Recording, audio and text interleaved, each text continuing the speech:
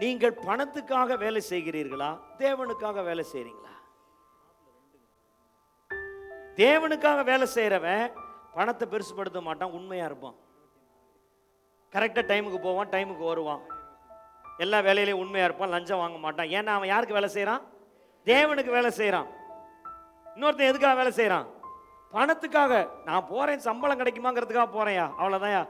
அவன் கம்பெனியில இருந்தா என்ன, இல்லைன்னா என்ன, எஜமான் போனோடனே எங்கிட்ட தண்ணி அடிக்க போறது, தம் அடிக்க போறது, அப்படி டீ குடிக்க போறது, புகையில போட போறது, எவனும் வேலையில உண்மையா இல்லை. ஏன்னா அவன் பணத்துக்காக வேலை செய்யறான். அப்ப தேவ ராஜ்யத்தில் இருக்கிற பிள்ளைகள் தேவ ராஜ்யத்துக்காக வேலை செய்யணுமா, பணத்துக்காக வேலை செய்யணுமா?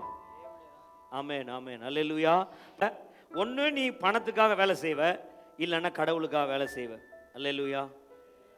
நிறைய பேர் குடும்பம் நடத்துறதே, சில பேர் பணத்துக்காக குடும்பம் நடத்துறாங்க. யாரு? வப்பாட்டி. விதவை ஆயிடுறாங்க. அதுக்கப்புறம் அந்த தனக்கு மாப்பிள்ளை இல்லை, காப்பாற்ற ஆள் இல்லைன்னா எவன் விட்டு புருஷனே தூக்கிக்கிறாங்க. ஏன்? பணத்துக்காக. பணத்துக்காக இன்னைக்கு எல்லாரும் எல்லாத்தையும் செய்யறதுக்கு ரெடியா இருக்கிறாங்க. நான் உங்களுக்கு ஒரு காரியத்தை சொல்றேன். If you are working for money, your master is money. Your master is not God. அப்ப தேவ ராஜ்யத்தில் இருக்கவங்க யாருக்காக தான் வேலை செய்யணும்? அப்ப உங்களுக்கு வேலை கொடுக்கப்பட்டது எதுக்காக? நீங்க நினைக்கிறீங்க நிறைய சம்பாதிக்கிறதுக்கு. இல்ல இல்ல, நீ வேலைக்கு போறதே எதுக்காகன்னா ஒரு நோக்கத்துக்காக.